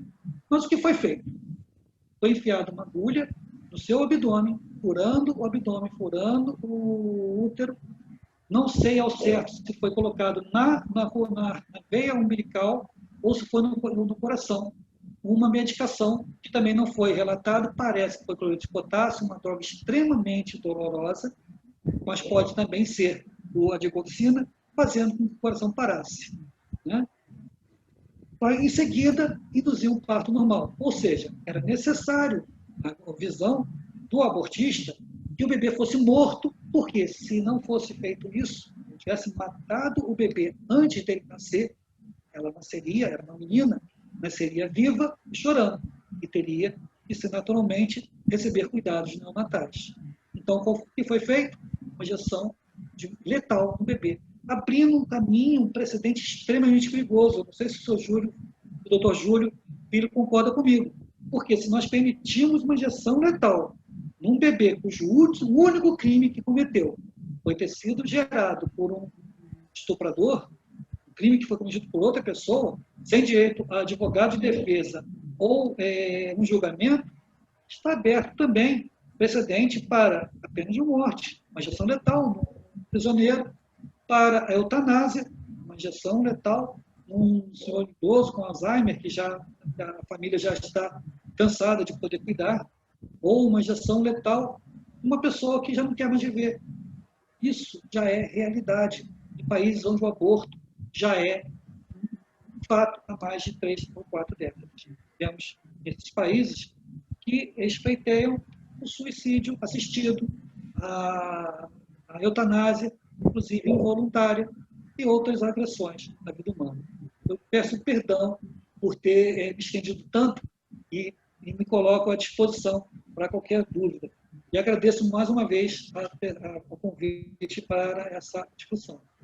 Pode fechar. A gente fecha aqui o slide então, doutor? Pode fechar. Não, só um instantinho. Mantém o slide. É que eu acabei não falando, né? Essa aqui é uma entrevista do doutor que cometeu o aborto, ele na TV Gazeta, e aí ele falou assim, ontem, domingo, mesmo foi induzido o óbito fetal por meio de medicamento. Ou seja, ele está explicando que a gente primeiro provoca o óbito fetal para depois promover a indução da expulsão. Por quê? Se a vida da menina estava em risco, por que fazer todos esses procedimentos desnecessários que poderiam aumentar o risco da vida de morte da mulher? Na verdade, não foi isso. O que aconteceu é que foi uma execução desse bebê. Ele não poderia nascer vivo. Então, esse bebê foi morto por uma injeção letal antes de ser interrompida a gravidez. Então, isso, para mim, não foi exatamente uma interrupção da gravidez. Foi uma execução fatal de um bebê, de um ser humano inocente. Pode fechar o slide. Muito obrigado. Muito esclarecedor. Eu acho que ficou bastante claro o que embasou a AME, a Associação Médico Espírita, ao seu posicionamento contrário ao aborto, no caso ocorrido com essa menina, porque estava já, inclusive juridicamente, fora das considerações legais, já tinha passado de 22 semanas, o peso também já tinha sido dito, e, inclusive, de acordo com os diagnósticos da junta médica dos médicos do Espírito Santo, o bebê estava bem e a mãe também. Depois veio a mídia, não se sabe baseado em quê, dizendo que ela estava já com problemas de saúde, e o bebê também, porém, não foi a conclusão chegada através dos exames pelos médicos do Espírito Santo, que não tiveram voz. Né? Nós sabemos que a mídia é manipuladora, é parcial, e só deram voz ao médico lá do Ceará, não é? No hospital, que é referência em abortos, e aos médicos do Espírito Santo. Alguém viu alguma reportagem com os médicos do Espírito Santo? Não. Não deram voz, abafaram, não é? Porque não era o interesse da mídia. Então, eu acho que ficou, agradecemos imensamente, ficou claro aí o posicionamento da AME, né? E alguém tem algum questionamento para colocar? Júlio está com a mão levantada. Eu levantei minha mão porque eu tenho observado, tem uma portaria recente agora, em que basta que a mulher procure um hospital, né, que proceda aí a questão do aborto, e ela alegue que foi estuprada. Né? Ela alega que foi estuprada se ela vier com uma história bem montada, porque ela vai ser atendida por uma junta multiprofissional, né? E aí, a partir daí, vão decidir pelo aborto e só depois isso vai ser comunicado à autoridade pública. Então, basta a alegação da mulher de que foi estuprada. Eu acho que aí já se abre essa portaria, salvo engano, do ano passado, regulamentando os procedimentos para que os hospitais possam realizar esse aborto. Isso eu acho que é um precedente muito grave, porque, como eu disse, se a mulher chegar com uma história bem constituída, ela vai convencer e, quando se descobrir, se por acaso viermos a descobrir que ela faltou com o dever de verdade, já não tem mais como se voltar atrás. Então, é bastante perigosa essa situação. Tenho dito. Mais alguém? Infelizmente, Liliane, a gente ia bastante tempo, mas eu acredito que as pessoas devem estar aqui. Já que seu som não está bom, não, Jaque. Está muito baixo. Realmente, né, a questão do tempo terminou que não vai dar margem para muitos comentários, mas a gente pode estender esse encontro para uma outra oportunidade, onde a gente pode falar, inclusive, das falácias do aborto, né, pela mídia, né, os argumentos, as inverdades que a mídia lança nessas questões, os pró-escolhas, né, que são os favoráveis à descriminalização do aborto, lançam, e a gente pode voltar a falar sobre isso numa próxima oportunidade. Interessante. Interessante mesmo. Doutor Luiz Antônio, nós ficamos muito felizes aí com a sua participação, felizes porque o senhor aceitou, né, tomar parte do nosso encontro. Somos, assim, de uma gratidão muito grande pelos seus esclarecimentos. Muito obrigado mesmo, em nome da Sociedade Espírita Estrada de Damasco. Exatamente. Muito obrigada, doutor Luiz Antônio. Desculpa, doutor. Não pode agora. A Regina quer falar e eu vou... Calma. Ela está falando ali. Então, eu gostaria muito de agradecer pela reunião de hoje, a todos os companheiros que puderam estar juntos, e agradecer muito ao seu Júlio e ao doutor Luiz Antônio pelo grato esclarecimento que nos trouxe hoje, e que bom que vocês dois têm esse pensamento sempre em defesa da vida. Isso é muito bom, isso é muito bacana, e muito obrigado por terem trazido esse reavivamento da importância da vida. Muito bom. Um grande abraço a vocês todos. Somos espíritas, né, Fabrício? É, verdade. Inclusive, muita coisa com relação à visão espírita nessa questão do aborto não houve tempo de ser mencionado. Mais um motivo para estendermos para uma próxima oportunidade esse assunto. Resta saber, assim, ainda está gravando, né, meu amor? Você vê aí. Resta saber se o doutor Luiz Antônio topa estar conosco Vai ser uma honra participar, doutor Júlio. Vamos convidar. Geralmente, nesse horário, hoje é feriado, né? Geralmente, nesse horário, eu estou trabalhando no consultório, mas podendo participar vai ser uma honra e foi muito instrutivo para mim também. Colocar uma coisa interessante é que existe agora uma norma do Ministério da Saúde fazendo com que, para fazer o aborto, tenha que fazer um boletim de ocorrência. Porque, como você falou muito bem, existe essa chamada Lei Cavalo de Troia, e que a mulher, bastando dizer que sofreu uma violência sexual, ela poderia fazer o aborto. Mas estão combatendo também essa norma. E é importante que a gente se manifeste, porque 80% dos brasileiros são a favor da vida. Só que existe um pequeno percentual de pessoas que fazem muito barulho. E parece que existem mais pessoas a favor do aborto do que realmente existe. Então, para que o mal prevaleça, faz que os bons fiquem calados. Então, a gente tem que sair e assumir a nossa visão pró-vida. Falar, eu sou a favor da vida.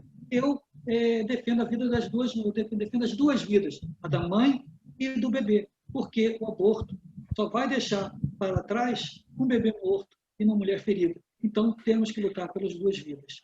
Obrigado, mais uma vez, pela grande honra de ter sido convidado, e sempre que eu puder participar, mesmo que seja só como ouvinte, eu gostei muito desse estudo, por favor, me convide, se eu puder, não participarei. Muito obrigado. Bom. Que bom. Obrigada. Quero agradecer. Está me ouvindo bem aí? Melhorou o som? Está baixo, Jaque. Eu tive que tirar o fone que está dando problema. Quero só agradecer aos companheiros que estão aqui com a gente, a Jane, o João, que fazem aí o trabalho junto com a Eliane, Minha Vida, a companheira lá de Mato Grosso, né? E todos que estão presentes, Júlio Neto, o pessoal de Curitiba, aí, Ana Cristina, está junto com a gente, Marcelo está aí também. Então, bastante gente para poder refletir com a gente sobre esse assunto. Eu quero convidar aí para fazer a nossa prece final e a gente encerrar o nosso encontro hoje. Jaque, a música não dá tempo não, né? Depois que ele fizer a prece, ele coloca a música, tá? E o fechamento.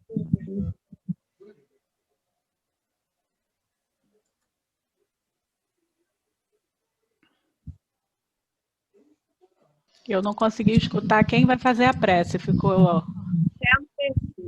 Tá. Marcelo. Ficou abafado e ficou sem entender. Perguntei aqui quem ia fazer a prece.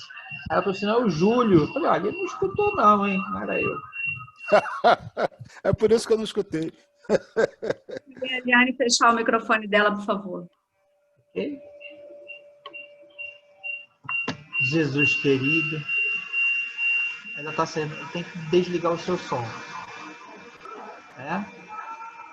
Então fecha tudo e vai embora para o banheiro. O som dela está fechado, Marcelo. Então vamos nós aqui. Jesus querido, a certeza da tua presença, te agradecemos, Mestre, todo o amparo que aqui recebemos. Pedimos, Senhor, que todas as mães que ainda estão pensando nesse ato possam ser acolhidas, amparadas, instruídas, Senhor, pelo teu amor. Ajuda também aquelas, Senhor, que cometeram esse ato. No fundo, Senhor, todos nós precisamos do teu amparo, porque temos responsabilidades com todos. Mestre querido, abençoa a cada um que aqui esteve hoje, os que não puderam participar, mas principalmente, Senhor, espíritos amigos, comprometidos com o bem, que aqui também vieram. Ajuda-nos, Senhor, a disseminarmos o bem, a sermos uma antena viva, captando o teu pensamento e colocando ele em prática. Abençoa os nossos intentos no bem e não nos permita, Senhor, calarmos as nossas vozes em função do amor, porque, como disse o nosso amigo, a proliferação do mal, que não sejamos omissos. Obrigado, Jesus, por reunir amigos.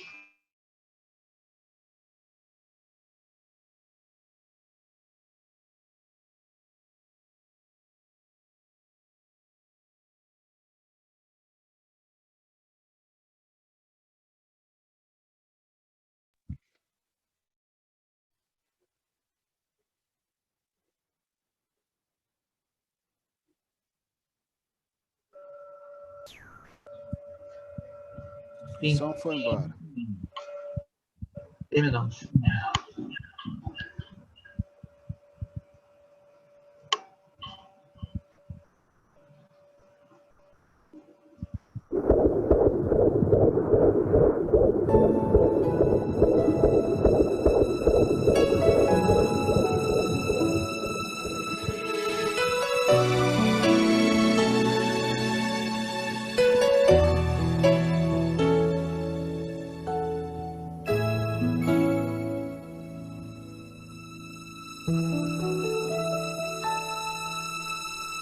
Mãe, você que me acolhe, me embala nos seus mares,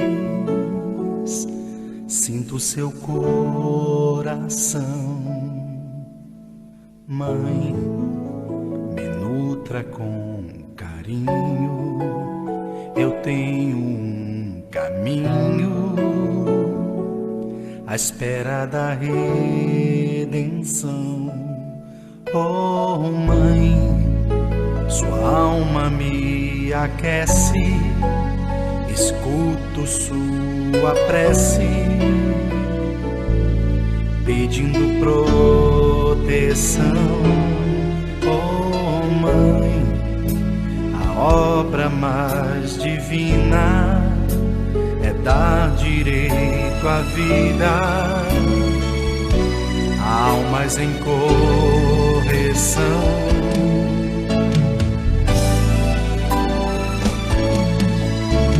Mãe, se pudesse me ouvir, eu iria te falar todo amor que sinto aqui. Eu já vivo a sorrir na espera de te olhar.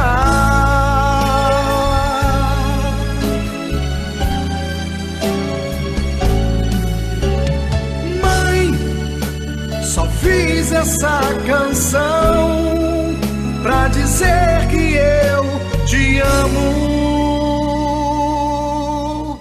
Te amo de alma e coração.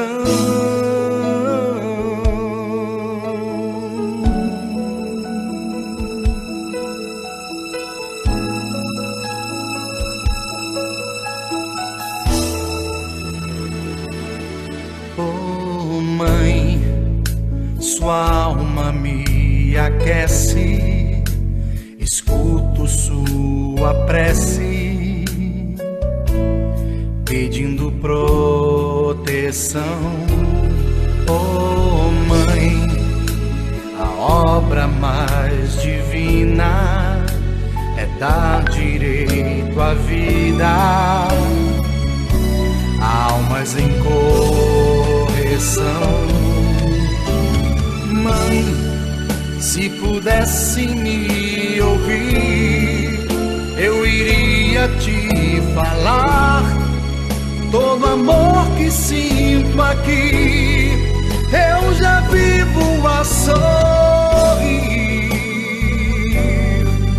na espera de te olhar, te olhar. Mãe, só fiz essa canção pra dizer que eu te amo. Te amo de alma e coração.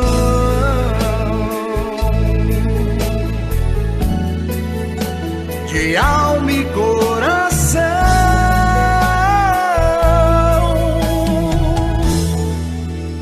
De alma e coração.